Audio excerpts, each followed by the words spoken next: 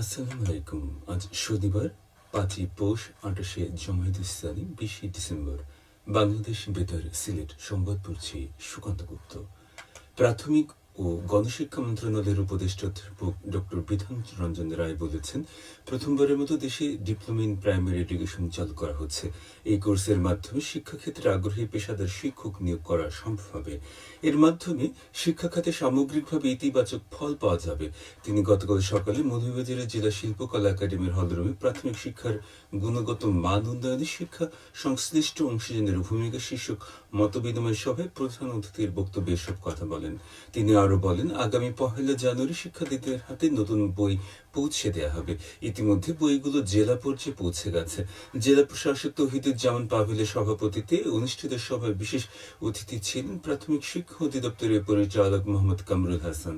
এতে জেলার বিভিন্ন শিক্ষা প্রতিষ্ঠানের শিক্ষক, শিক্ষাবিদ সহ ৫৭৭ জন শিক্ষক উপস্থিত ছিলেন। প্রাথমিক শিক্ষা অধিদপ্তর এই আয়োজন করে। জুলাই গণ অভ্যুত্থানের সমন্বয়ক যোদ্ধা ও ইনকলাব মঞ্চের মুখপাত্র শরীফ ওসমান বিন হাদের মৃত্যুতে আজ একদিনের রাষ্ট্রীয় শোক পালন করা হচ্ছে। অন্তর্বর্তীকালীন সরকারের প্রধান উপদেষ্টা অধ্যাপক ডক্টর মোহাম্মদ ইউনূস গত বৃহস্পতিবার রাত 11:15টায় পর জাতির উদ্দেশ্যে দেয়া ভাষণে রাষ্ট্রীয় শোক ঘোষণা করেন। প্রধান উপদেষ্টার ভাষণে বলেন, দেশের সব সরকারি, আধা সরকারি, স্বায়ত্তশাসিত প্রতিষ্ঠান, শিক্ষা প্রতিষ্ঠান সহ সব সরকারি, বেসরকারি ভবন এবং বিদেশে বাংলাদেশের মিশনগুলোতে আজ জাতীয় পতাকা অর্ধনমিত থাকবে। একই সঙ্গে গতকাল জুম্মা দেশের প্রতিটি মসজিদে শহীদ ওসমান হাদির মাগফিরাত কামনা করে বিশেষ দোয়া ও মুনাজাত আয়োজন করা হয়। অন্যান্য ধর্মের উপাসনালয়গুলোতে আয়োজন করা হয় বিশেষ প্রার্থনা।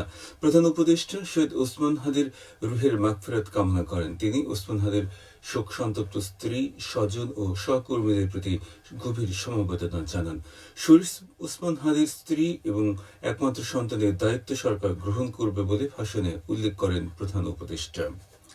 সিলেট প্রেস ক্লাবে 2026-27 সেশনে দ্বিবার্ষিক নির্বাচন আগামী 21শে ডিসেম্বর।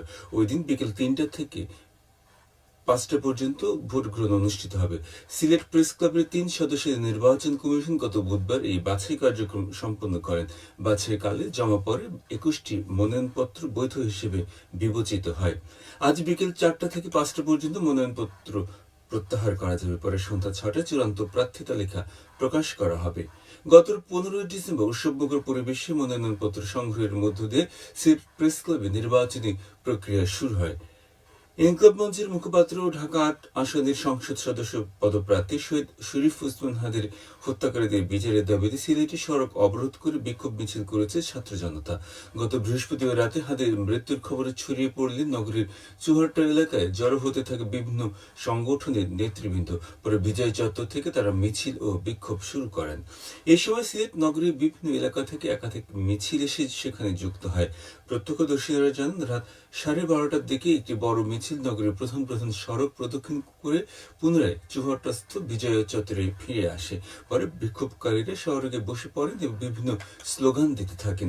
মিছিলে অংশগ্রহণকারীরা হাদি হত্যার বিচার চান এবং আমরা সবাই হাদি হব, যুগে যুগে লড়ে যাব সহ নানা ধরনের স্লোগান দেন। আন্তর্জাতিক মানব সংহতি দিবস আজ। প্রতি বছরে 20 ডিসেম্বর পালন করা হয় দিবসটি।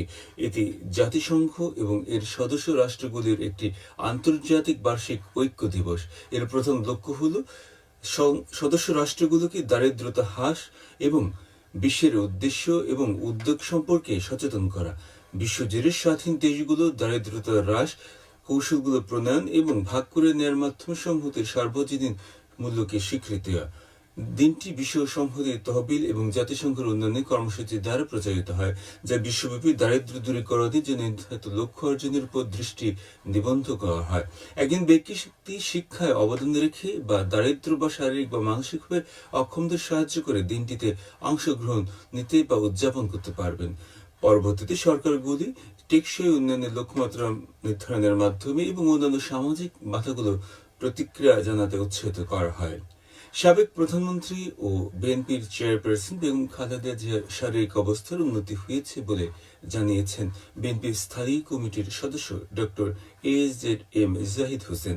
গতকাল সন্ধ্যায় সাংবাদিকদের তিনি জানান, মেডিকেল বোর্ডে যুক্ত দেশি বিদেশি বিশেষজ্ঞদের তত্ত্বাবধানে এখনও বেগম খালেদা জিয়া সিসিউর সুবিধা সম্বলিত কেবিনে চিকিৎসাধীন রয়েছেন। ডক্টর জাহিদ জানান, গত কয়েকদিন বেগম খালেদা জিয়া যে অবস্থাতে ছিলেন এখন সেই অবস্থার উন্নতি হয়েছে। গতকাল তাকে একটি প্রসেসের মধ্য দিয়ে যেতে হয়েছে এবং তিনি তা গ্রহণ করতে পেরেছেন। ওনার চিকিৎসকরা আশাবাদী তিনি সুস্থ হয়ে উঠবেন।